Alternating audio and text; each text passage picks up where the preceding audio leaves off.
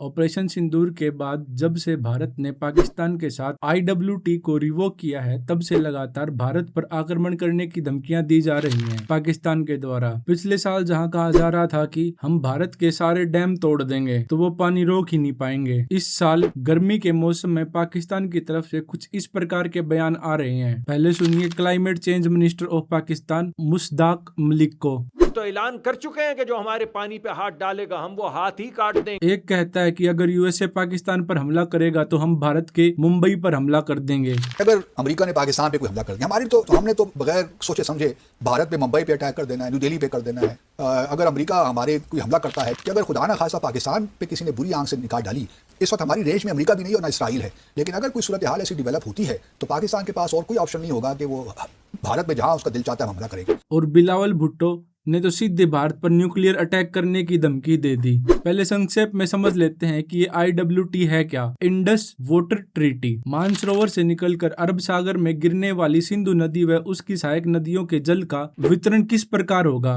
भारत व पाकिस्तान के बीच में 1960 में इसके लिए एक संधि हुई थी जिसे IWT कहते हैं। इस संधि में यह तय हुआ था कि कौन कितना जल प्रयोग कर सकता है। क्योंकि यह जल संधि 1960 में हुई थी, उस समय भारत के महान प्रधानमंत्री श्रीमान इलाहाबाद वाले चाचा थे। अब उन्होंने समझौता किया तो आप समझ सकते हो कि समझौता किसके फेवर में होगा। सिंधु नदी की अनेक सहायक नदियां हैं, उनमें से भारत की तरफ से जो मिलती हैं वे मुख्य रूप से 6 हैं। अब इनको बराबर बराबर बांटा गया है नदियों के हिसाब से, जो है सतलुज, रावी, ब्यास, जिनका कुल मिलाकर जल 33 मिलियन एकड़ है। ये भारत के हिस्से में है और इन्हें ईस्टर्न रिवर भी कहा जाता है। दूसरी तरफ पाकिस्तान को मिली हैं सिंधु, चेनाब और झेलम, जिनका वार्षिक बहाव 135 मिलियन एकड़ है और इन्हें वेस्टर्न रिवर भी कहा जाता है। अब यहाँ ध्यान देने वाली बात यह है कि भारत को तो सिर्फ 33 एकड़ पानी मिला है, 33 मिलियन एकड़, और पाकिस्तान को मिल गया 133 मिलियन एकड़ पानी। थैंक्स टू आवर नेहरू चाचा। पानी का बंटवारा 80/20 हुआ है, जो भारत के साथ धोखाधड़ी थी।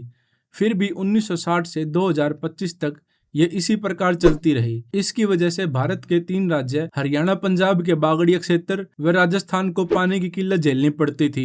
जम्मू के भी एक छोटे से हिस्से को इससे परेशानी का सामना करना पड़ रहा था। गर्मियों में यहाँ हफ्तों महीनों तक पानी की नहरें नहीं आती और लोग पानी की किल्लत से जूझते रहते हैं। उन्हें पीने का पानी तक नसीब नहीं होता। पिछले वर्ष तक ये सब नॉर्मल चल रहा था।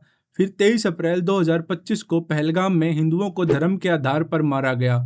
उनसे उनका धर्म पूछा गया, उनसे कलमा पढ़वाया गया। अगर वो कलमा नहीं पढ़ पाए तो उनको मार दिया गया। अगर उन्होंने कलमा पढ़ दिया तो उनकी पैंट उतार कर चेक किया गया कि ये मुसलमान है या नहीं, और फिर उन्हें मारा गया। ऐसे मारे गए लोगों में 25 लोग थे, जिससे देश में इनके विरुद्ध गुस्सा भड़क गया और जो सरकार राष्ट्रवाद के नाम पर आई थी तो उसे कुछ ना कुछ कार्रवाई तो करनी थी। इसलिए इसके उत्तर के तौर पर भाजपा सरकार ने उठाकर IWT को स्थगित कर दिया। ये तो हुई कागजी बातें, पर सच्चाई इससे बहुत दूर थी और है भी। भारत अभी भी रावी, सतलुज, ब्यास नदी का पानी पूरी तरह से रोक नहीं पाया है। केवल भारत ने इसका फ्री फ्लो रोका है, अर्थात पानी तो अभी भी पाकिस्तान में बहकर ही जाता है, क्योंकि अभी तक भारत के पास कोई भी ऐसा इंफ्रास्ट्रक्चर मौजूद नहीं है जिसकी वजह से वो पानी को डाइवर्ट कर सके भारत की ओर। पर अंतर सिर्फ इतना आया है, पहले जो नेचुरली बह के जाता था भारत इसे अब अपनी मर्जी से छोड़ और रोक रहा है। अब यहाँ समझ लेते हैं कि अगर भारत केवल अपने हिस्से का पानी यूटिलाइज करने योग्य बन जाता है तो उसके क्या लाभ होंगे और उससे क्या समस्या आएंगी।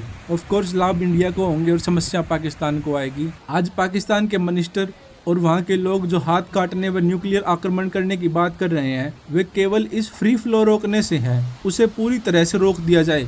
ध्यान रहे, केवल 33 मिलियन एकड़ पानी, हम पूरे पानी की बात नहीं कर रहे। केवल 33 मिलियन एकड़ पानी अगर रोक लिया जाए तो वहाँ क्या हाल होगा, इसका अंदाजा अपने आप लगाया जा सकता है। पर भारत में इसका क्या लाभ होगा, सबसे महत्वपूर्ण जानने योग्य बात यह है। सबसे ऊपरी राज्य से शुरू करते हैं, जम्मू के हिंदू इलाके जहां खेती हो सकती है वो पूरी तरह से बारिश के पानी पर निर्भर हैं, क्योंकि वहां रावी से अभी तक नहरें नहीं बनाई जा सकी हैं आजादी के 80 साल बाद भी, जिस वजह से रावी का सारा पानी तो बहकर पाकिस्तान में जाता ही जाता है। वहाँ के लोकल लोग भी उसको यूटिलाइज नहीं कर पाते, जबकि होना ये चाहिए था कि रावी का जल ब्यास और ब्यास का सतलुज और सतलुज का यमुना तक लिंक होकर यहाँ के सभी लोग इसका फायदा उठा सकें। फिर बात आती है पंजाब की। पंजाब का सतलुज से दक्षिण का क्षेत्र और हरियाणा से ऊपर का क्षेत्र, ये पूरा इलाका जमीनी पानी से खेती करता है और वाटर इंटेंस फसल उगाता है, जैसे धान, या गन्ना। इस वजह से यहाँ भूजल स्तर खतरनाक रूप से नीचे जा चुका है। कई जगह तो पानी खारा भी हो चुका है और भूमि बंजर होती जा रही है। यहाँ नहरी सिस्टम लाने से सुधार लाया जा सकता है। फिर आता है हरियाणा। हरियाणा की दक्षिणी बेल्ट जो सिरसा से हिसार, भिवानी, महेंद्रगढ़, फतेहाबाद, गुड़गांव जिले हैं, इसमें सबसे अधिक लाभान्वित होंगे अगर ये पानी भारत को मिल जाता है तो। अभी गर्मी में यहाँ अप्रैल से लेकर जून तक पीने के पानी की भी भारी किल्लत रहती है। तो जानवरों के लिए, खेती के लिए और फैक्ट्री के लिए जहाँ पानी की अत्यधिक आवश्यकता होती है वो तो मिलना दूर की बात है। पीने व दैनिक क्रियाओं के लिए पानी होगा तो इन जिलों का विकास होगा। ये हरियाणा के सबसे पिछड़े जिले माने जाते हैं गुड़गांव को छोड़कर। और गुड़गांव जो अकेला उत्तर भारत की तरक्की का इंजन है और एक बहुत बड़ी औद्योगिक बेल्ट है, उस औद्योगिक बेल्ट का एरिया बढ़ाया जा सकेगा।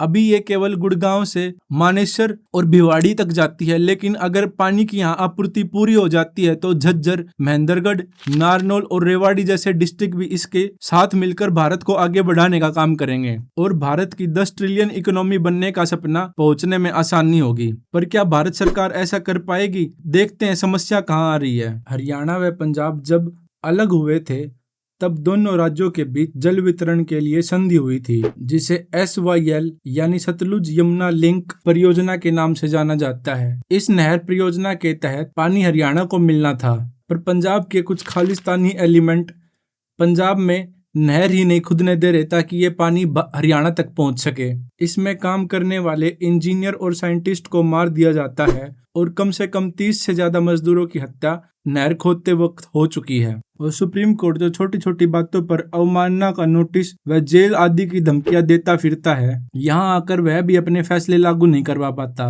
बाय द वे, मैं पंजाब और यूपी इलेक्शन पर विश्लेषणात्मक जानकारी की वीडियो लगातार लाता रहूंगा, जिसकी आप प्लेलिस्ट चैनल पर जाकर देख सकते हैं। फिर बात करते हैं कि क्या सच में पाकिस्तान भारत पर आक्रमण कर सकता है? तो इसका जवाब होगा कि अगर वो बेवकूफ होगा तो जरूर करेगा। वैसे भी पाकिस्तान आर्मी का ध्येय वाक्य है ईमान, तकवा, जिहाद फी सबीलिल्लाह, अर्थात ईमान फैलाने के लिए, अल्लाह का डर कायम करने के लिए जिहाद करना। तो आप बताएं, इस ध्येय वाक्य वाली आर्मी भारत पर जिहाद करेगी या नहीं? कमेंट में लिखें। पर सवाल ये है, क्या वो निकट भविष्य में भी ऐसा कर सकता है? तो अभी पाकिस्तान की अफगानिस्तान बॉर्डर हॉट है, एक दूसरे पर ड्रोन से हमले हो रहे हैं। पाकिस्तान को हथियार पहुंचाने वाला अमेरिका ईरान और यूक्रेन युद्ध में बिजी है और उसके बाद ताइवान भी लाइन में है। तो भारत की तरफ आने की अभी हिम्मत नहीं होगी, पर जिहादियों का सिर कब फिर जाए कह नहीं सकते। भारत को हर परिस्थिति के लिए तैयार रहना चाहिए। इसके अलावा भारत को बलोच और KPK के लड़ाकों को मोरल सपोर्ट देते रहना चाहिए और हो सके तो एक आधी एंटी ड्रोन मिसाइल्स अफगानिस्तान तक भी पहुंचा दें। आपके इस पर क्या विचार हैं? कमेंट में लिखें। इसके अलावा हमारे चैनल अनटेंगल पर और भी डीप रिसर्च की वीडियो हैं जिन्हें आप देख सकते हैं। पसंद आए तो लाइक करें, सबसे आवश्यक चैनल को सब्सक्राइब जरूर करें। 1500 सब्सक्राइबर का लक्ष्य है, उसे पहुंचने में हमारी मदद करें ताकि चैनल को मोनेटाइज किया जा सके। धन्यवाद। राम राम।